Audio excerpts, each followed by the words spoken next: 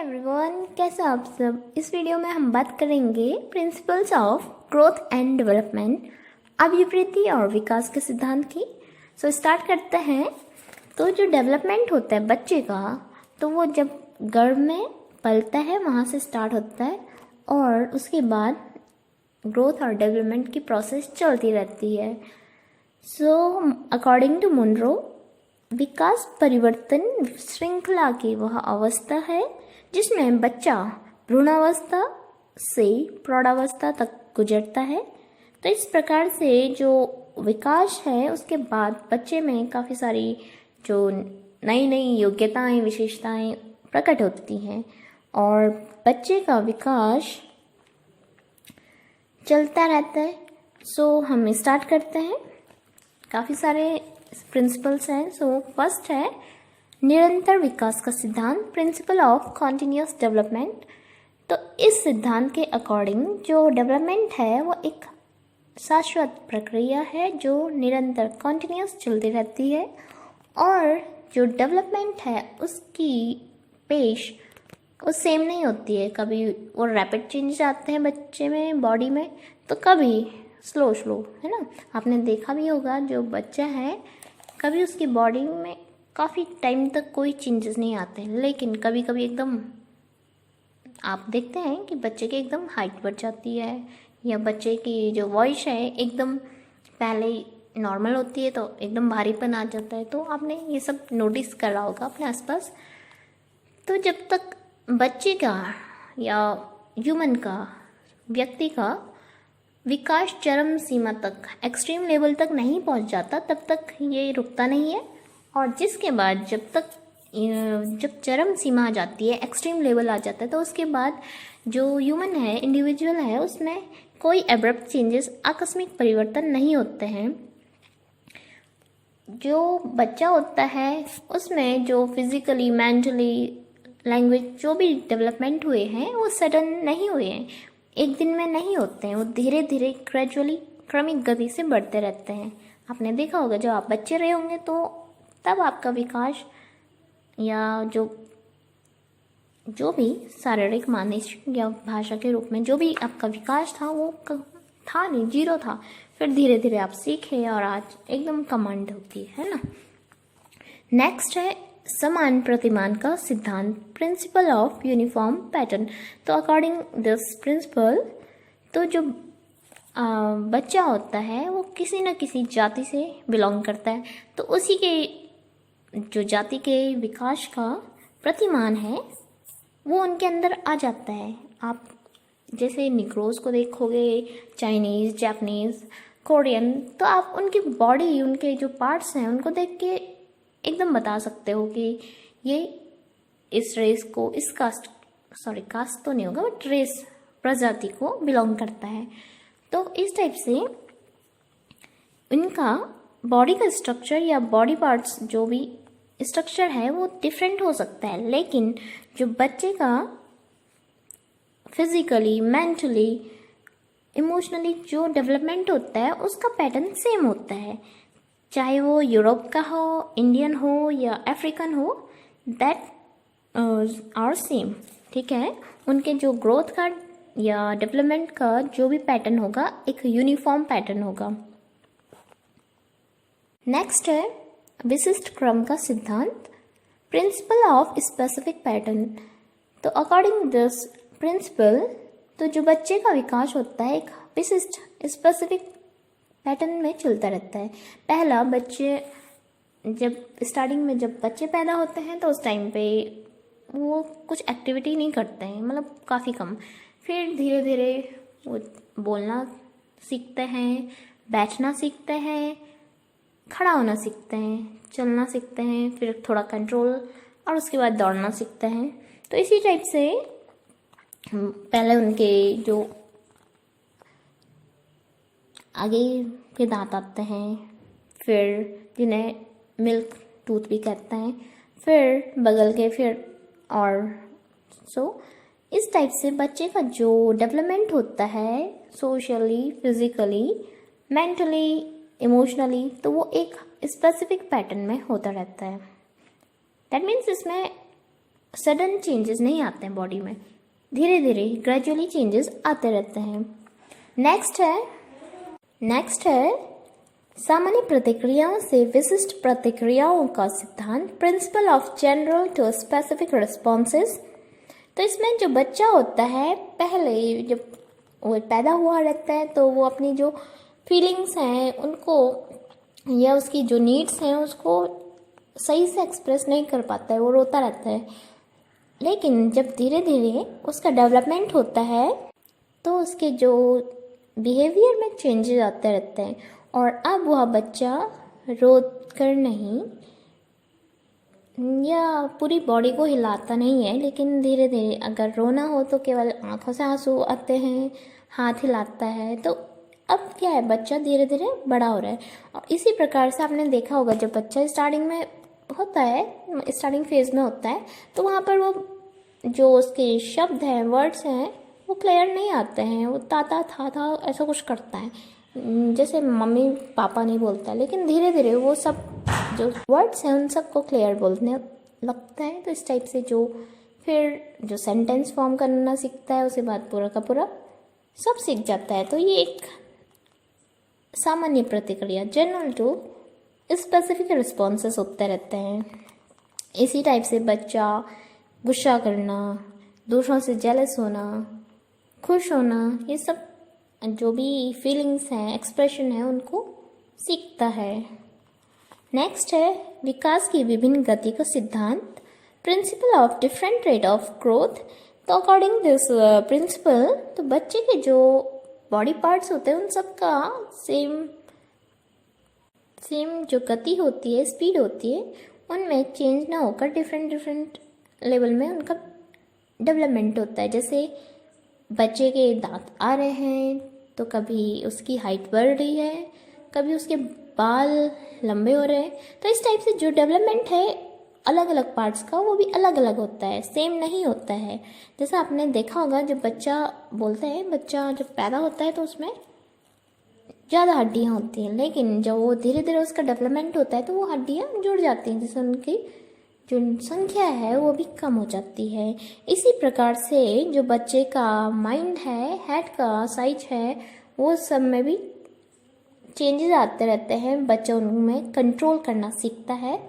धीरे धीरे एडोलसेंट तक बच्चे का काफ़ी विकास हो जाता है ना।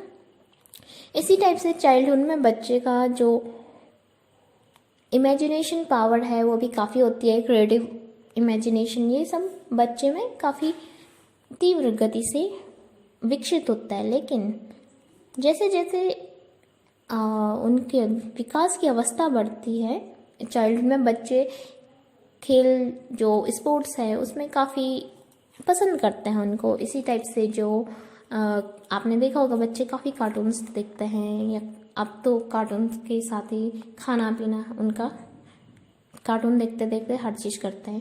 तो इसी टाइप से जब बच्चा एडोलसेंट पीरियड में आता है तो वहाँ पर अपोजिट सेक्स के प्रति उनमें काफ़ी अट्रैक्शन होता है। और ये ही बच्चे का जो एडोलसेंट पीरियड होता है एक्सट्रीम लेवल होता है। यहाँ पर अपोजिट सेक्स के प्रति जो अट्रैक्शन होता है बच्चों में या ह्यूमन में। इसी टाइप से जो बच्चे के फिजिकल मेंटल डेवलपमेंट है वो भी अलग अलग स्टेज में अलग अलग होता है। नेक्स्ट है सहसंबंध का सिद्धांत, प्रिंसिपल ऑफ कोरिलेशन। तो इस प्रिंसिपल के अकॉर्डिंग बच्चे का विकास की दृष्टि से कोरिलेशन पाया जाता है। तो जो बच्चा होता है उसके एक गुण के विकास में तीव्र होता है, तो वहीं उसके अदर जो गुण हैं वो भी तीव्र गति से विकसित होते हैं। जैसे बच्चे की हाइट बढ़ रही है तो अकॉर्डिंग टू साइकोलॉजिस्ट तो ये बात करते हैं कि जिनका बौद्धिक विकास ऊंचा होता है, सामान्य से ऊंचा, तो उनकी जो हाइट है, वेट है और उनकी जो सोचने समझने की शक्ति होती है वह भी उच्च या उत्कृष्ट कोटि की होती है। तो इस टाइप से जो बच्चे का विकास होता है, अगर वो सामान्य से नीचा है तो उसके अन्य क्षेत्रों में भी वह नीचे ही रहता है। जैसे आपने भी कई बार अपने आसपास फील किया होगा, जो बच्चा पढ़ने में अच्छा हो या स्पोर्ट्स एक्टिविटीज़ में अच्छा हो, तो ऑलराउंड वो अच्छा ही होता है। कई बच्चे होते हैं, अब आई डोंट नो ये सब में लागू होता है या नहीं, बट अकॉर्डिंग टू जो साइंटिस्ट हैं उनके अकॉर्डिंग ठीक है। नेक्स्ट है एकीकरण का सिद्धांत, प्रिंसिपल ऑफ इंटीग्रेशन।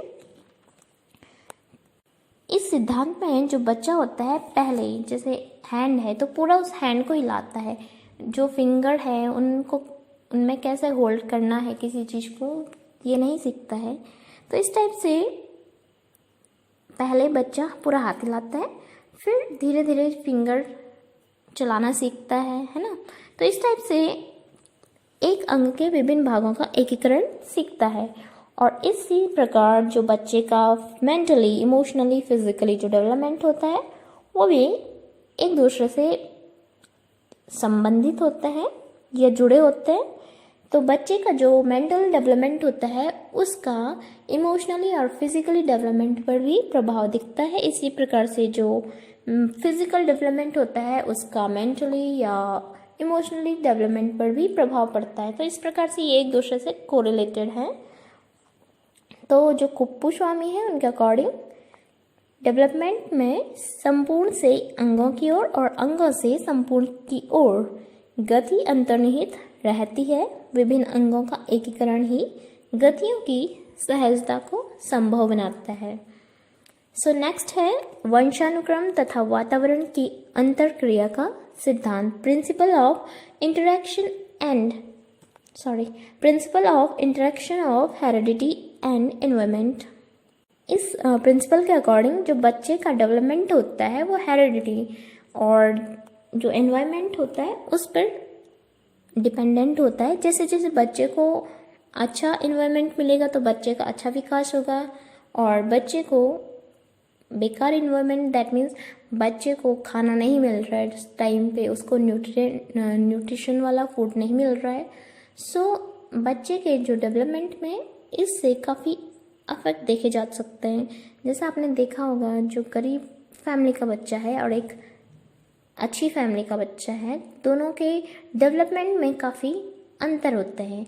तो वहाँ पर बच्चे को खाना नहीं मिल रहा है, वो कुपोषण का शिकार है, तो उसके बॉडी में भी फिजिकली, मेंटली वो अफेक्ट करता है। और इसी टाइप से जो बच्चा है हेल्दी है तो उसका माइंड भी हेल्दी होगा, उसका जो डेवलपमेंट होगा वो भी हेल्दी होगा।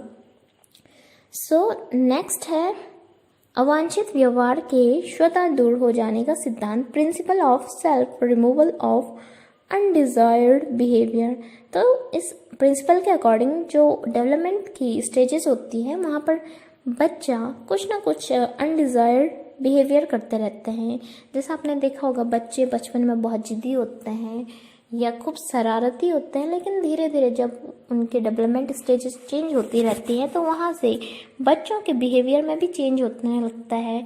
अब बच्चे शरारती नहीं रहते हैं या उनमें थोड़ा साइनेस आ जाती है या रिस्पॉन्सिबल बिहेवियर, ये सब आ जाते हैं। तो जैसा आपने देखा होगा कई बच्चे होते हैं सारे घर की सारी चीज़ें इधर उधर फेंकते हैं बचपन में, लेकिन धीरे धीरे जब वो बड़े होते हैं तो समझदार बनते हैं, तो अपनी चीज़ों से प्यार करना, उनको सही से रखना सीखते हैं। इसी टाइप से बच्चे जब बचपन में होते हैं तो अपने जो कपड़े होते हैं उनको गंदा कर लेते हैं जल्दी जल्दी, लेकिन बड़े होने पर भी उनमें से ही कुछ बच्चे ऐसे होते हैं कि जो अपने से प्यार करते हैं, अपने कपड़ों को साफ सुथरा रखते हैं, अपने आसपास का जो माहौल है उसको भी साफ सुथरा रखते हैं। नेक्स्ट है एंड लास्ट व्यक्तिगत विभिन्नताओं का सिद्धांत, प्रिंसिपल ऑफ इंडिविजुअल डिफरेंसेस। इस प्रिंसिपल के अकॉर्डिंग जो डेवलपमेंट है उसका विभिन्न क्षेत्रों में व्यक्तिगत भिन्नताएं पाई जाती हैं, इंडिविजुअल डिफरेंसेस आते रहते हैं। जैसे आपने देखा होगा जैसे ट्विंस हैं उनमें भी इंडिविजुअल डिफरेंसेस होते हैं, एक ही सेम एज का, सेम ब्लड ग्रुप का कोई भी या सेम सेक्स के, सेम एरिया के जो बच्चे होते हैं, अगर उनको भी आप देखेंगे तो उनमें भी इंडिविजुअल डिफरेंसेस होते हैं। उनके फिजिकली, मेंटली, इमोशनली जो भी विकास होता है उनका, उनमें माइन्यूट या काफ़ी सारा डिफरेंसेस हो सकता है। जैसे कोई बच्चा पढ़ने में अच्छा हो सकता है, कोई स्पोर्ट्स में अच्छा हो सकता है, कोई क्रिएटिव हो सकता है, कोई पैसिव हो सकता है। तो इस प्रकार से जो बच्चे होते हैं, तो जो साइकोलॉजिस्ट थे उन्होंने बच्चों के शारीरिक विकास का ग्राफ तैयार किया और कंक्लूजन निकाला कि जो सब बच्चे होते हैं उनके डायरेक्शन तो सेम होती है, लेकिन उनके जो विकास की गति है उसमें डिफरेंसेस होते हैं। तो इस प्रकार से हमने यहाँ पर ग्रोथ एंड डेवलपमेंट के प्रिंसिपल्स देखे। So thanks for watching. अगर आपको वीडियो पसंद आते हैं तो प्लीज़ लाइक करें, शेयर करें और चैनल को सब्सक्राइब करना ना भूलें। Thanks for watching.